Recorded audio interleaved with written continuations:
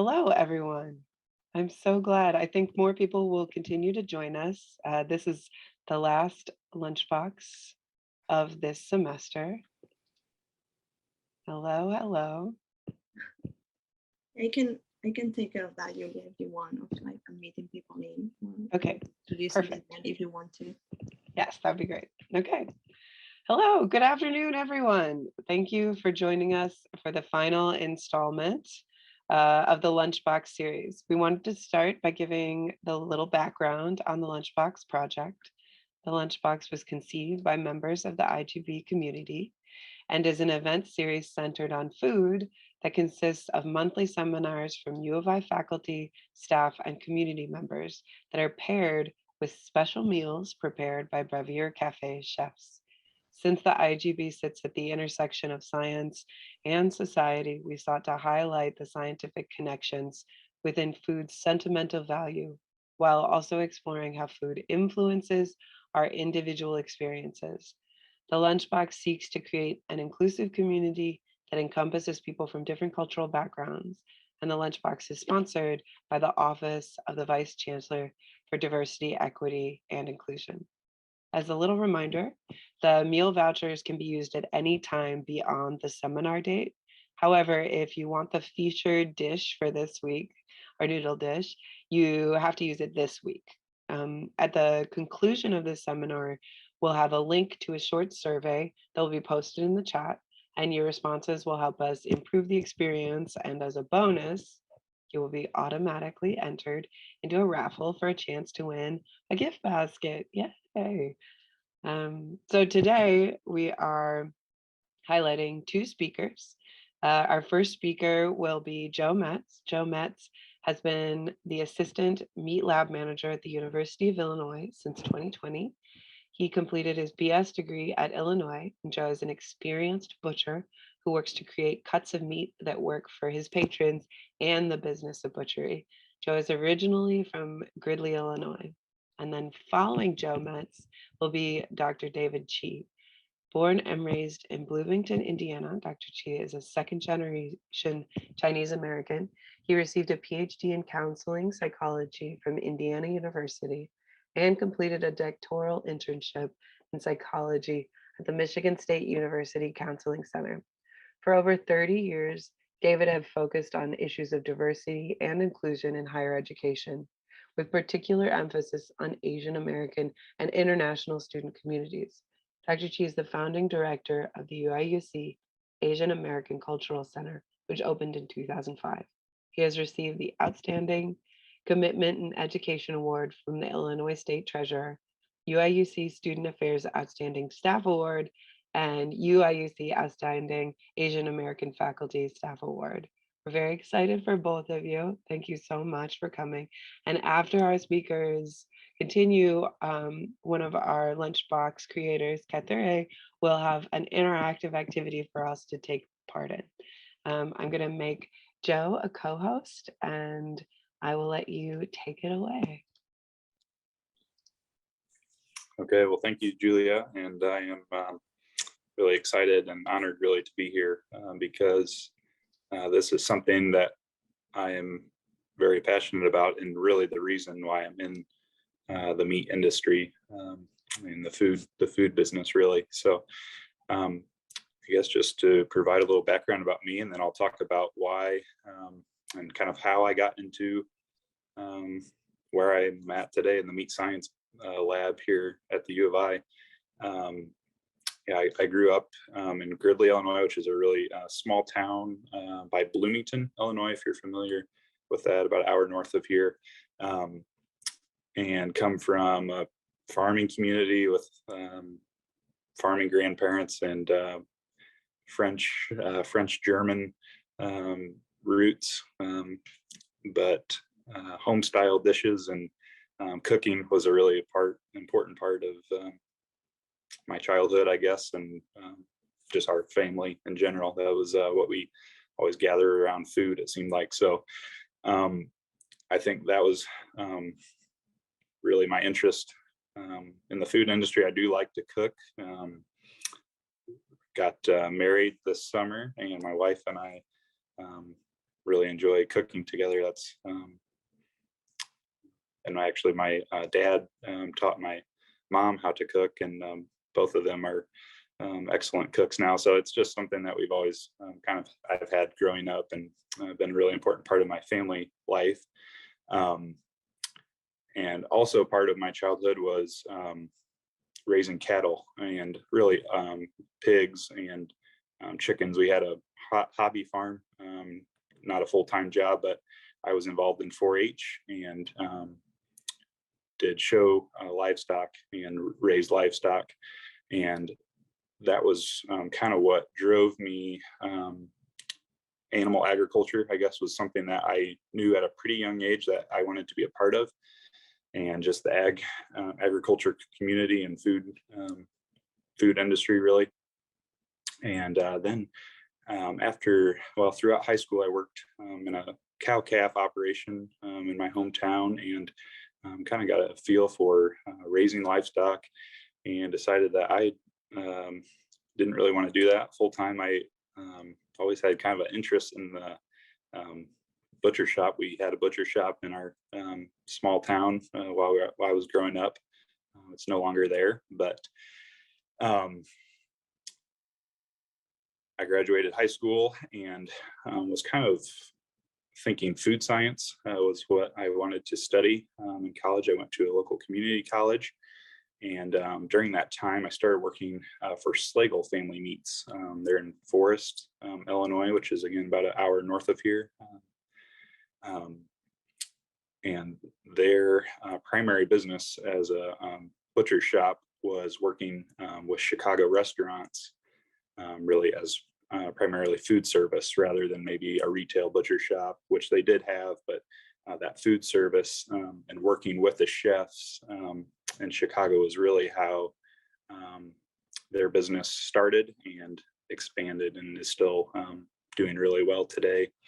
So the Slagle Family Meats brand is can be seen on menus all throughout Chicago restaurants. And so that connection with chefs and butcher shops, that farm to table connection that they really kind of started,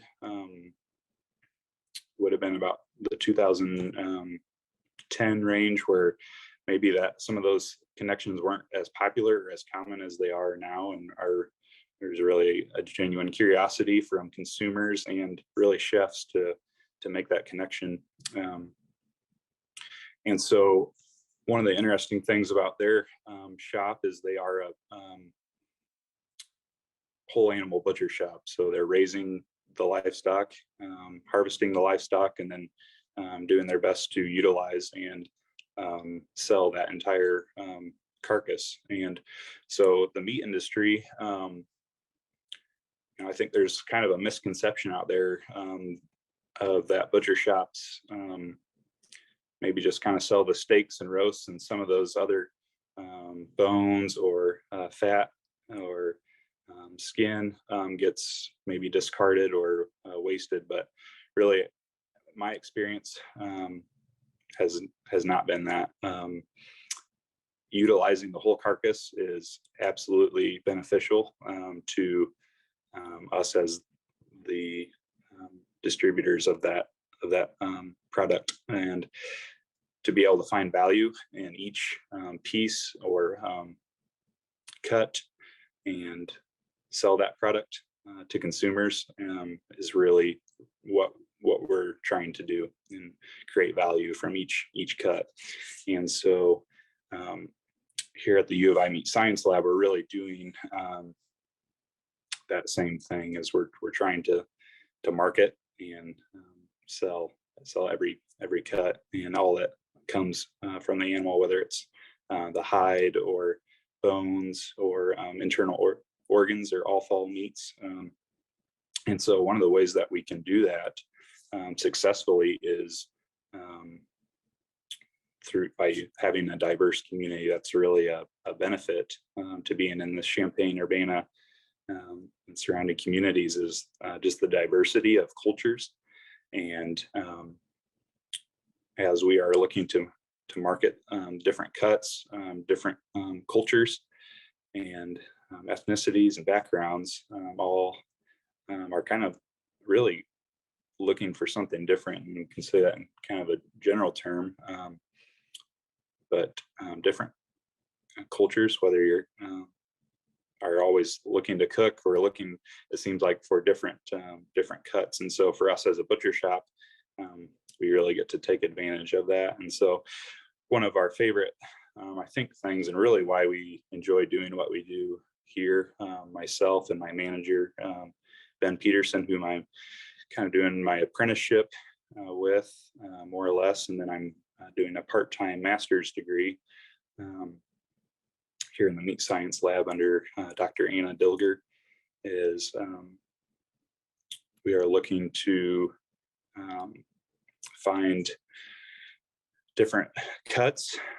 So my master's project is actually looking at an alternative way to cut pork shoulders and sell chops with pork shoulder cuts from heavier weight pigs. So as the industry kind of increases their live weights to help increase efficiency, we're looking at different ways, and shoulder chops that were normally smaller. You can actually find those cuts in beef cattle. We're actually doing that with pigs now, and getting a really delicious, sizable, plateable, portion-sized chop that we're really excited about. And we're just in the kind of the beginning stages of looking at that and how that could potentially fit into the pork industry. But we're really excited about how it tastes, and we're going to be doing some consumer panels here with that here, hopefully before Christmas. So we're excited for that. But that's a little bit of the research side of what I'm doing. But in the actual butcher shop side, I am myself and really our whole group working here is looking for different, whether it's different sausages or different ways we can cut a carcass, or different roast steaks, different ways to cut bones and market bones. Those are some of the things that we're really thinking about on a day-to-day basis to provide customers with what they're interested in. And again, also utilize that whole carcass to be as profitable as we can, and really make the most of each animal. And so a favorite interaction is always when customers will send us in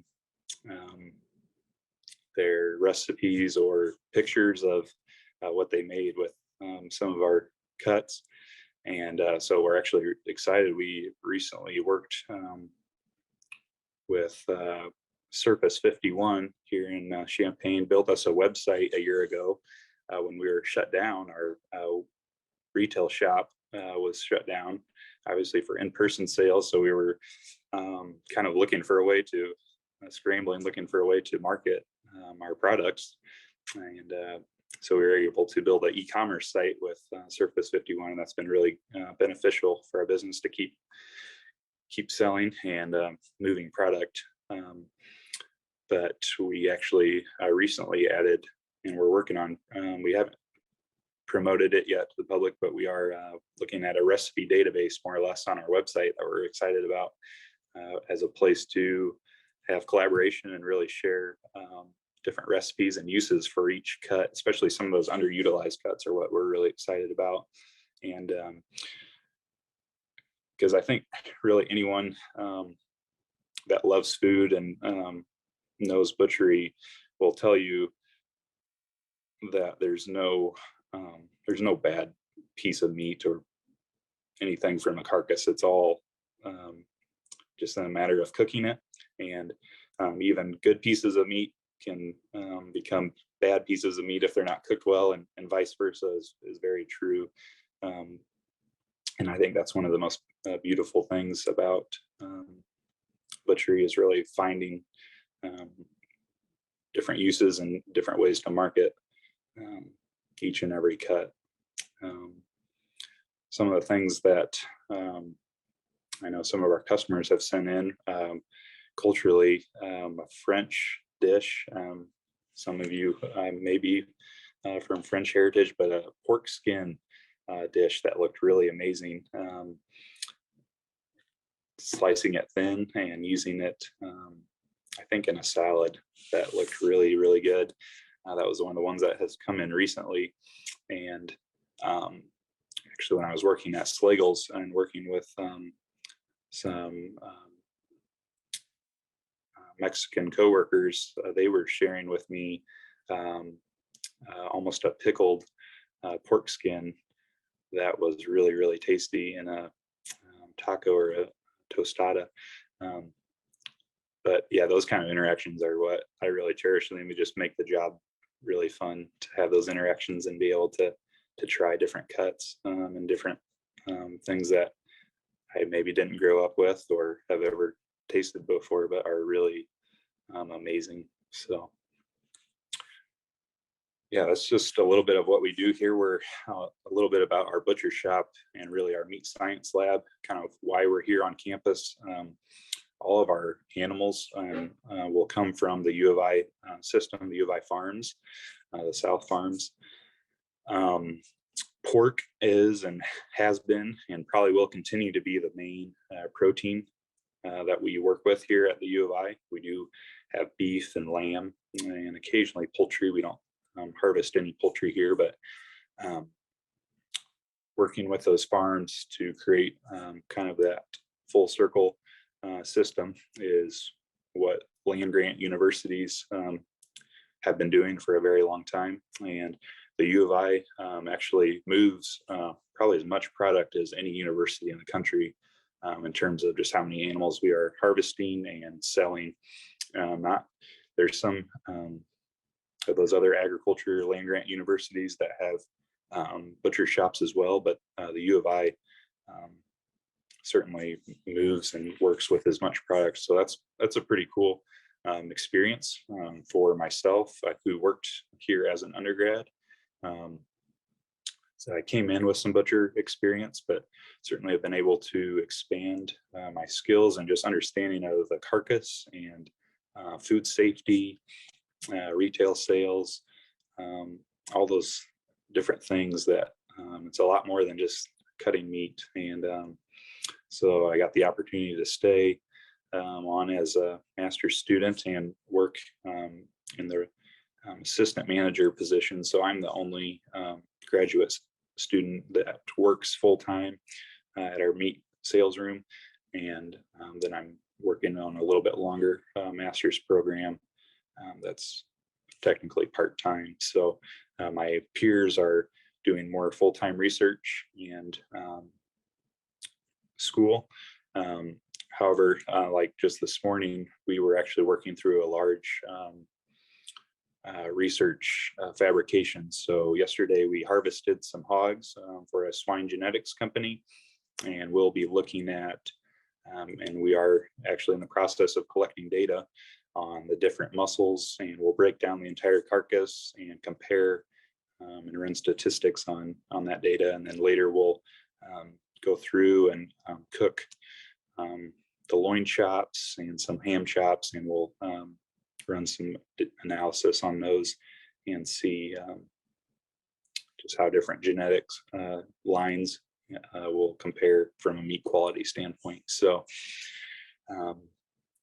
even those full-time students are on a day like today downstairs working with knives and fabricating carcasses. So we're definitely have a family unit here where everybody has to be on board and step right in and go from the slaughter process to even that final cook when we're running analysis on pork chops. So, and later eating them too. So we really do the whole process here as part of our education and as part of our research. So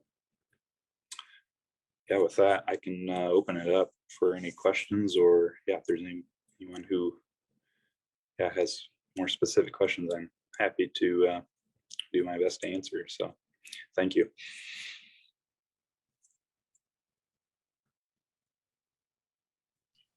Did I get the URL correct in the chat here so people can follow up and check out your online site?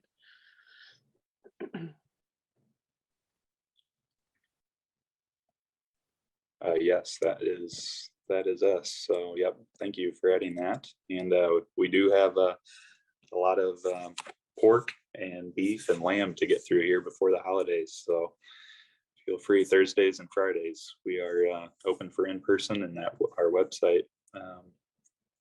We do our best to keep products moving on there too. So yeah, thank you, Julia. Yeah, thanks for your talk, Joe. It's super interesting the fact that I guess now there's interest in the public, like what you say, like from the farm to the table, and like kind of being able to trace the animal, right, where it was from, when the animal was from, the food and everything, and kind of tracing. I guess that's so what you have is you have the whole like kind of identity of the meat, right, from where it's coming from and the university and the feeding and everything. And then you said you also work. Do you work right now also with restaurants or something? Is there kind of interaction or feedback do you have from the restaurants? They kind of ask for a particular like cut or and then go back and forth, and then you do your research for them. And I don't know, is there any interaction you have with currently with restaurants around?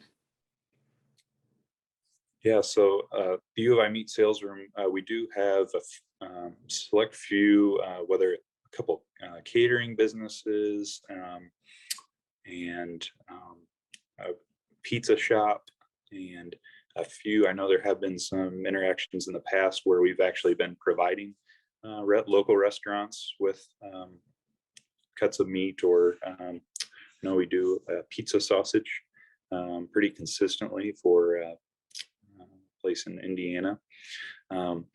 But as far as actual research with chefs, most of our research will be coming from large pork industries,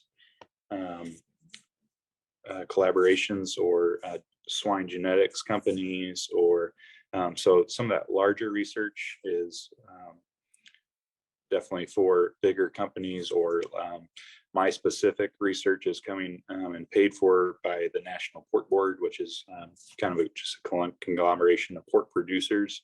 And the National Pork Board is a group that kind of uses that money to push the industry forward. So the U of I Meat Sales Room, I would say, is more focused on our retail side rather than food service. That's just kind of how we have to operate and how we're set up. A challenge that we face here is kind of we have ebbs and flows of times when we're have a lot of products. So for example, we harvested 35 hogs yesterday as part of a research project, which all has to get processed or fabricated like the day after as part of the research, instead of maybe like a normal local butcher shop would want to be having a little bit more consistency in the number that they're harvesting, so that that product can always be available. So that's a little bit of a challenge that we have here, is that we kind of have times when we have a lot of product, and then times where we're a little bit slower, or as our undergrad students are on break, they're not available to work. So we kind of have to work through that. And we have times when we're closed, but yeah, that we do have a little bit of restaurant connection as well. Awesome. We have one more quick question. Is there any information about how the organs are handled, such as the stomach or the blood or the brains? Someone's asking, many cultures do cook and eat those organs as well. Is there any test done on those in particular? Yeah, so and we do have all fall meats, and we do sell as much as we can. But one of the challenges here, and really for small butcher shops, is being set up to save things like blood and internal organs, like intestines or stomachs. That's unfortunately something that we do get a lot of calls with, but we are not able to do that from a food safety standpoint because we're not set up. So one of the neat things, I had an opportunity to intern with a large packing company, JBS. It was that company based out of Brazil in the United States, but at a large packing house where they're harvesting 1,000 animals every day, 1,000 beef cattle only. They can be set up to save those intestines and stomach meats in a way that is safe, so they can sanitize them and wash them to make sure all that E. coli or just that natural microbiota. We have to be really careful with that as we're processing. So that's not something that we can do very easily and safely here at a small facility like the U of I. So unfortunately, we can't save things like that, but like liver and kidney and heart and some of those organs we are able to save and sell, and we do always do our best to sell and get those out to the public. Cool. Thank you so much. We really appreciate it.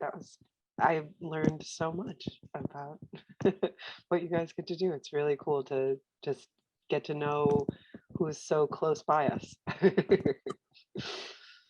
Yep. Thank you for having me. Thank you so much, Joe. I think we're going to turn it over to David. We really appreciate having both of you. Thank you so much. Thank you. Well, hi, everybody. Thanks for inviting me. When you folks at IGB asked if you want to be part of this, that was an easy yes. Talking about food and culture and identity and sentimental foods, sure, I'll do that all day. And interesting to hear more from Joe from the Meat Lab. I've been going there for forever, for at least 10 or 15 years. So Joe, my favorite things to buy at the Meat Lab are the pork belly. You don't always have it, but I do very much enjoy the pork belly. I like the snack sticks. I like the sausages, the bones for soup. I get that a lot. So thanks for all that you do in providing that to us. I understand that the Meat Lab provided the pork, the ground pork, for the dish, the jjajangmian that I submitted as a recipe. So thanks, Joe. It tastes great. Okay, so let me go back and do a little more introduction of myself and the work that I do and why I picked this dish to talk about with you all. So as you heard in the introduction, I'm a second generation Chinese American, born and raised, lived my whole life here in the Midwest, born and raised in Bloomington, Indiana, another college town, and lived in a number of places in the Midwest, but for the last 24 years, lived here in Champaign, Urbana, working at the U of I. So some more background. My parents came to the United States from mainland China back in the 1940s in seeking more higher education, college and graduate school. So that was 75 years ago when they left China. Also, as for them, escaping the Civil War and conflict all the time. They came to the US, not intending to stay, intending to come for education, but then the government changed and it became an unwelcoming place for them to return. So the US allowed them to stay indefinitely and finally became US citizens and raised their family here.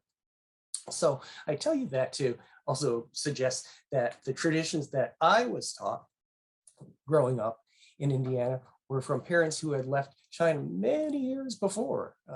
The Chinese traditions of today, of the international students we see today, are not necessarily the things that I'm always familiar with, because what I've been taught is more than 75 years old. In my own family, I try to teach my kids about Chinese cultural traditions, of festivals, of languages, food ways, certainly. And it's also become part of the work that I do. So I am trained as a counseling psychologist. I spent many years working in university counseling centers and in other healthcare settings. But coming to U of I, I've worked in the University Counseling Center and for many years in the Office of the Dean of Students, one of those emergency deans helping students and families in crisis. And have done a lot of diversity programming for student affairs.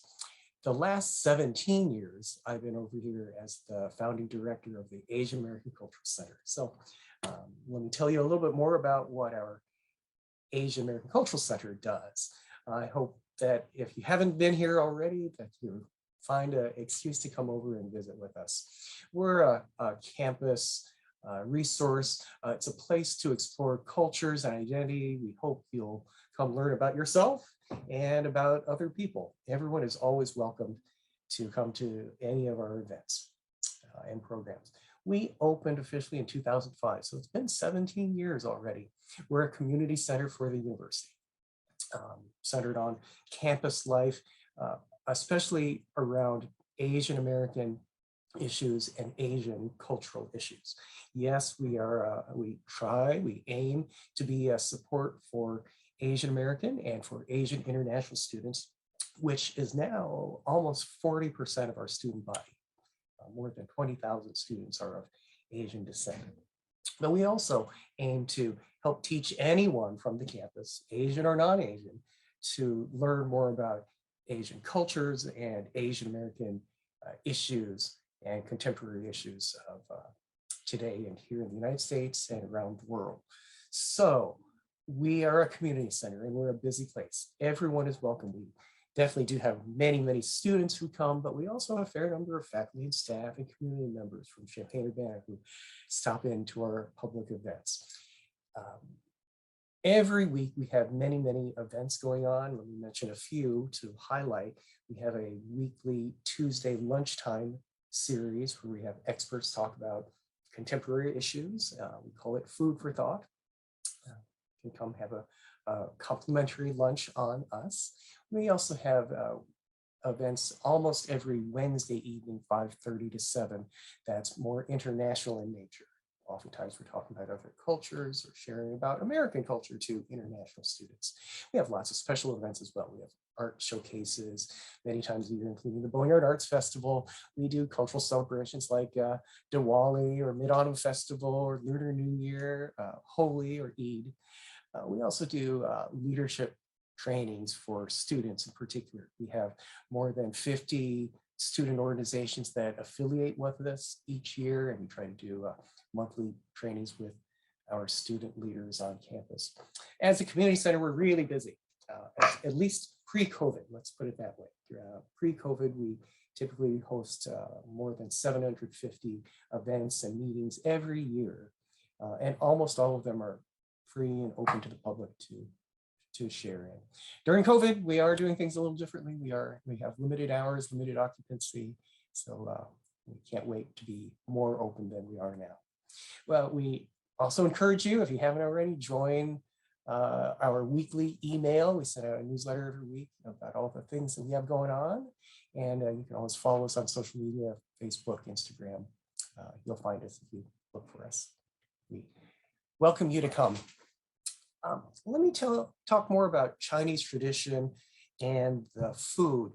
This, the title that I submitted was Chinese Birthday Noodles as a way to holding on to cultural traditions through food. So it is indeed a Chinese tradition for people to have noodles on birthdays. That helps represent long life, right? Noodles are long, and you eat noodles on your birthday to help celebrate having a long, long life. That's nice. And it can be any kind of noodle, any kind of dish. But in my family, with my wife and 2 kids, I don't know when it started, maybe 15, maybe 20 years ago, maybe longer. We asked, what do you want for your birthday? Cook a special meal. somehow it always came back to this specific dish, jjajangmyeon. And so it is not specifically a Chinese tradition to have it for birthdays, but it's our family's tradition to have it. So as we talk about culture and identity and sentimentality, this to me is a very sentimental dish that represents culture and family to me. And I want to share more about it with you and how that has turned out. This is a dish that I ate growing up. Both my parents would cook it at times, though it wasn't any specific celebration or holiday. It's just a common dish that they would often make. And the way my mom would make it or my dad would make it would be slightly different, but it always was good, and the family enjoyed it. So it's one that I always wanted to learn how to make. And so as my wife and I have had kids, we try to introduce a lot of Chinese culture to them. They are now, my kids are third generation Chinese Americans, and they have developed a taste for Chinese food and Asian foods in general. So I'm happy about that. The specific flavors of the dish that was prepared at the Cafe can vary. I tasted it today. It is delicious. I'd give them an A. It is very well done. But let me, for the sake of the conversation, let me say it doesn't have to be like this. There's many variations, just like in American food. There are variations on any kind of dish. It could be made with different ingredients, slightly different flavors. Chinese make it, and there are Chinese variations on it, and Koreans also make variation on jjajangmyeon. I would say that this is a very traditional kind that's been prepared using ground pork, but you could use minced pork belly. That would be delicious. If you want to go vegetarian or vegan, substitute tofu, a hard, firm variety of tofu. That would be absolutely fine. This dish used ground pork bean sauce, ground soybean sauce, which is perfect. They made it a little bit spicy, which is great. It doesn't have to be spicy. It could be a little bit sweet if you want. They have garnished it with carrots and scallions, which I think are perfect. In my family, we often add julienne sliced cucumbers. Got to be cold, and then add a little bit of vinegar. Maybe it's red wine vinegar or a Chinese rice black vinegar to sprinkle on top. That would give it extra flair and flavor. I also like cilantro, but I know lots of people don't, so I would add that on the side. You can if you wish. For me, this is a comfort food. Noodles are, this kind of noodle is probably more traditional for the North. I think it's originally a northern style dish from Beijing, but all around China and other regions, they've developed their own kind. If I were to make this, and I would use a fresh noodle, a medium thickness, fresh wheat noodle would be my preference. But I think you could use other kinds of noodles. You could use a buckwheat noodle, and possibly could use a rice noodle as well. Let's see what else. I think I want to tell you about Thanksgiving. Last week was Thanksgiving, and I had an extended family gathering in Indianapolis. One of my younger relatives hosted and made the very traditional American Thanksgiving meal. We had turkey and ham and stuffing, mashed potatoes, and many kinds of pie, all the things you'd expect for a traditional American Thanksgiving, which is what we typically do. We also typically add some Chinese dishes on the side to supplement. And so it was a potluck. I decided I'm going to make this jjajangmyeon. I think it's on my mind a lot because of this talk we're doing today. So that's what I prepared, and I brought a big pot of it and put it alongside between the stuffing and the mashed potatoes as a starch. Later in the meal, there's 20-some people around. Later in the meal, I moved over to the kids' table, and so these are fourth generation Chinese American little kids who are between 3 and 10 years old. And I asked that table, of all these foods, all the fun festival celebration foods we had here. What was your favorite? They all said it was that noodle dish, the jajangmyeon. And I was so happy to hear that. I asked them, yeah, that's great. Who do you think made it? And they said, Teresa, my wife. I said, no, I cooked it. I'm the one who made this dish. Anyway, I'm very happy that of all those foods that they could have selected, they could have said it was the mashed potatoes and gravy. They could have said it was the pumpkin pie, but they decided, these fourth generation Chinese American kids decided they liked my noodle dish the best. So I think I'm going to stop there. That is a good place to stop for me in talking about culture and identity and food and sentimentality. That's why I think this dish is so important to me. It might be a good time to take questions or for you to move on to the next activity. Thank you so much. Yes, if anyone has one last question, we'd be happy to invite a question. But we do have a little activity that Catherine is going to lead us in as well. So do we have one question for for David? I've added one site that I found to the Asian American Cultural Center, but if there's a different URL, I'm happy to add that as well. That's great. That'll get you there. Thank you, David. I really like to know more about the Asian American Cultural House, and I really like what you said about like kind of making like your own family kind of dishes or variations of some others that you had from your parents. So because I'm from Spain and I kind of did like kind of the same. So I have some dishes that I cook, and then my husband is from Mexico, so and then we're here and we kind of travel quite a lot, so we pick like things that we like and we kind of make it our own. So but there is like this one or two dishes that I kept exactly the same as like in my family's made. So I wonder what is yours, like is there any kind of particular dish that you keep it like the same exactly as your like family or like your parents? Or Oh, I think there are several. This is one. I like to make my mother's famous lion head meatballs, pork and with napa cabbage braised for a long time. What else? There's also a red braised chicken cooked slowly with soy sauce and ginger and garlic for many hours, slow cooked. That's also really good. Hong Shao-ji, red cooked chicken.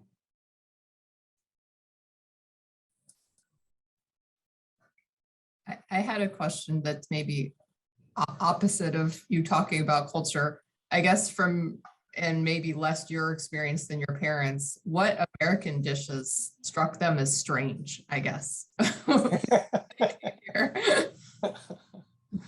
Huh, that's a good question. I don't know.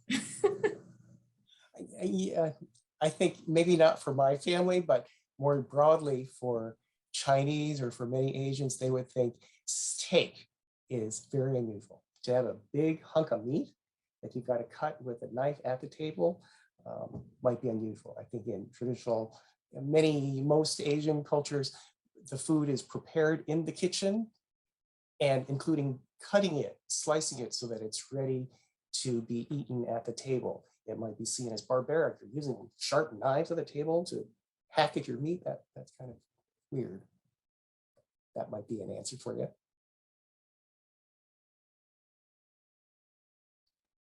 That's a great question. Thank you so much. It's good. Gotta flip your perspectives. Katere, you want to take us away? Yes, thank you. So our ongoing theme this semester has been about relating science to the cultural significance of food. And we heard David give us a wonderful presentation of the significance of jajangmyeon to his family's birthday tradition. And Joe also gave us a great talk about how he works to provide cuts of meat for people's specific cultural needs. So now we would like to ask you all what dish or food item reminds you of home, or maybe any tradition that you partake in. So I will send a link in the chat to a Jamboard. And I invite you all to use the sticky note function that you will see on the left-hand side of the screen.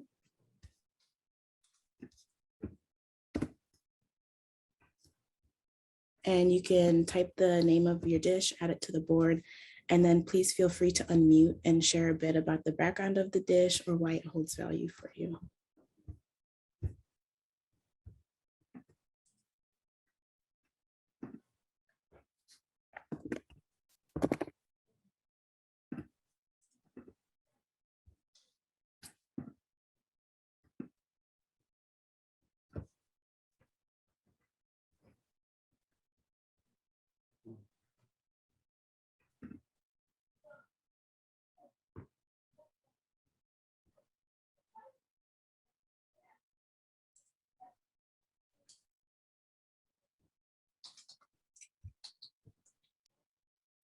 Would anyone like to start?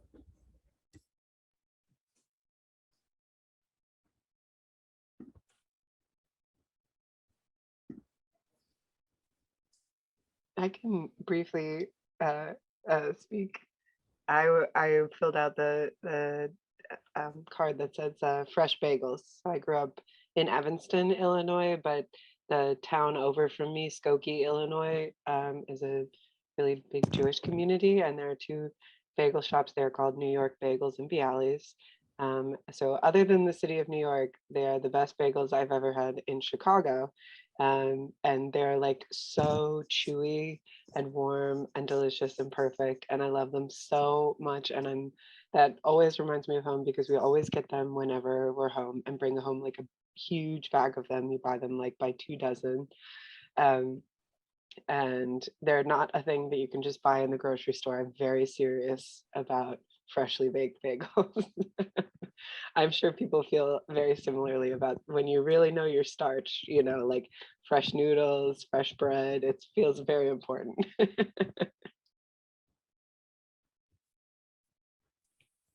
I could share mine. I put down Yukijiang, which is a Korean spicy beef and vegetable soup.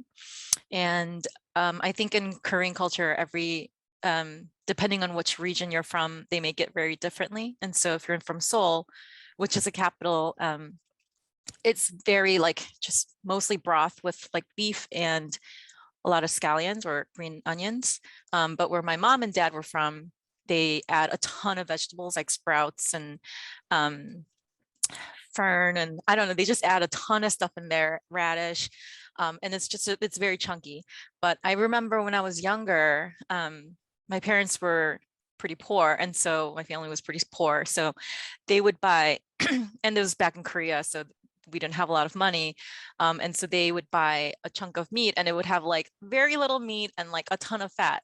And so we would get our, I have 2 older sisters, so we would get our bowls of soup and there's just like floating chunks of fat in our soup because that's basically what my parents had to work with. And I love that fat. I love the chunks of fat. And so I would just eat all of them. And my sisters would give me all of their fat. And so I would just eat just piles of fat. And I can't make it now. Like it's not the same as how my mom makes it. And so I've actually never made it myself, but it is like the dish that reminds me of my family.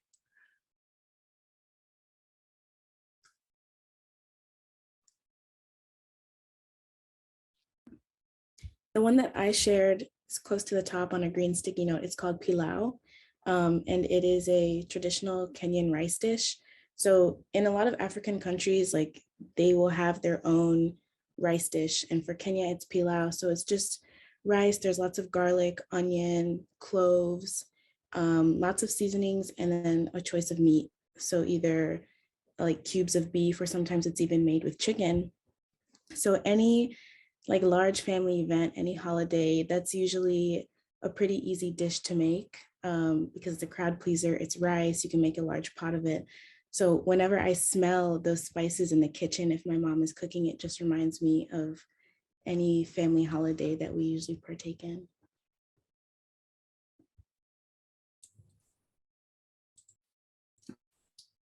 we had a few recipes that were passed down from my father's side, which is the Italian side that I come from, from my grandparents that I never met from his side, that they passed before I was born. And, we would make sauce occasionally when we were younger. And making sauce, the Italian way is, you put it on and you let it boil for, a day or two, and you're constantly adding to it and getting in the kitchen and eating it. And we'd make this thing called pata pasta, which is just a layered dish, which is, like ground beef and pasta shells and mozzarella and things like that. You do several layers, sort of like a trifle. But we had a specific pot that my parents would use for it. That was this really ugly ceramic big pot that we would do all the layers in. So I can't think of pata pasta without thinking of this light blue with the white flowers on it, this really ugly, old pot that we always made pata pasta in. And I don't think if you look up pata pasta, you don't get what the recipe is. So it was just this shorthand that was passed down through my family, which is pretty funny because it brings me back to cooking around family holidays back when I lived in Buffalo, which is where I grew up. I put down two things. I'm from the side of India, which is famous for seafood, so from West Bengal. And the first thing I put down was a creamy shrimp curry. It's made with coconut milk. And growing up, my parents weren't good cooks, but I really liked this, and so I just learned how to make it, and I'm pretty good at it now, so I'm pretty happy about that. But the second one is a crepe, which is filled with either cream or coconut. And if you have the coconut version, it's usually the sugar is jaggery, which makes it like a really dark brown caramelly sort of flavor. And that's like the thing that they make during festivals. And again, my side of India is famous for its sweets, so this is the one that I love. I'm loving hearing everybody talk about all their foods. I put down the fried morel mushrooms. It was more important, actually, the component was getting the mushrooms. My family, my husband's family are immigrants from Poland and Russia. And when they met my parents, they asked where we were from. And my dad said, I lived in Western Ohio at the time, and he said, I think Kentucky. So we've been in this country a long time. My family has, I don't know how long, but we loved hunting for morel mushrooms in the spring. There were specific sites. I still have a few specific sites. You tell no one where you find your morel mushrooms. You just fry them in butter and with salt, and the choice is to eat them plain, which is what I prefer, or put them on white buttered bread. That's it.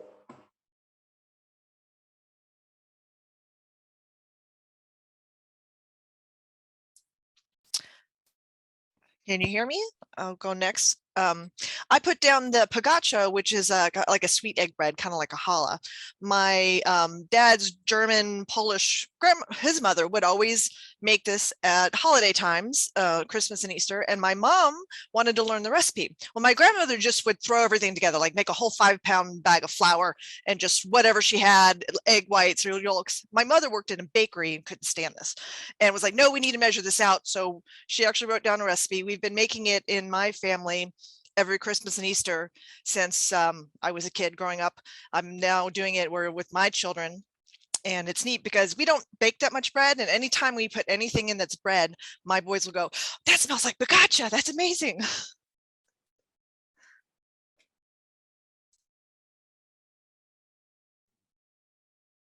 I'll go next. I put down Filipino chicken adobo. So it's my go-to comfort food. It's very easy to make. You just put together chicken, soy sauce, vinegar. If you want to add onions and garlic, you can throw it in there. And just like what Miri said, it varies from different regions in the Philippines, just like what she said with her chosen dish. And so every time I go to different Filipino restaurants, it tastes different, but somehow still you can identify it as adobo. So yeah, that's what I wrote down. I have to confess I'm the one who put cinnamon toast. And I actually listed this because it was one of the first foods that I prepared for myself. my dad did most of our cooking, and I love him, but he's not a good cook.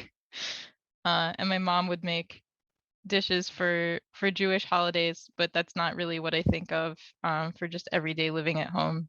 But I remember coming down before my siblings for breakfast to have some quiet time by myself because we had a big family, and making myself cinnamon toast. And I feel like that was the beginning of me being excited about family food traditions where the food was exciting too. But we're now continuing with my husband and our own family.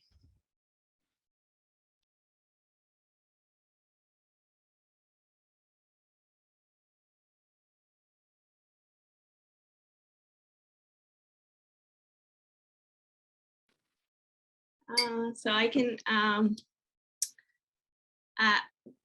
from a region in Spain that is very popular for the rice. So maybe one of the main things that I love rice. We eat a lot of rice. But I think paella is the one that is more internationally known. But I put here cocido because of the smell. It's a very kind of rich winter dish, very popular in the center of the country because it's kind of the coldest place, it's Madrid. And it has very different types of meats, and also like makes like a broth with fideo, which is like a small type of pasta noodle, like a very thin one.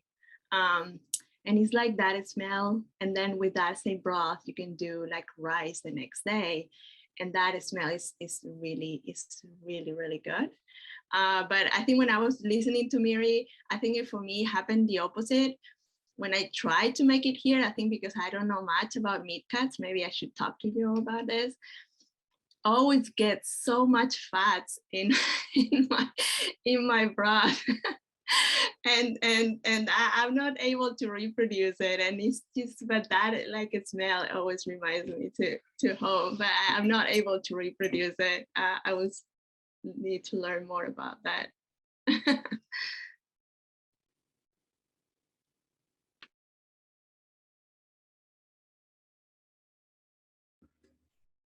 So since we're at 12:59, I sent a link to the feedback form in the chat.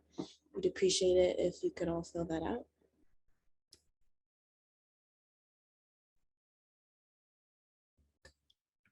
Thank you everyone so much. This has been such a wonderful series for us. We've just really enjoyed putting it together and finding different people to speak. And we've really been thankful that people have been coming and enjoying the food. And we're in plans to see if we can continue reproducing the event in some form. And so we're really glad that people have been coming by. And I hope everyone eats delicious things today. If not the bevy or lunch today, something else. Thank you so much for everyone for coming. Yep, please feel free to fill out our feedback form, and thank you so much for coming.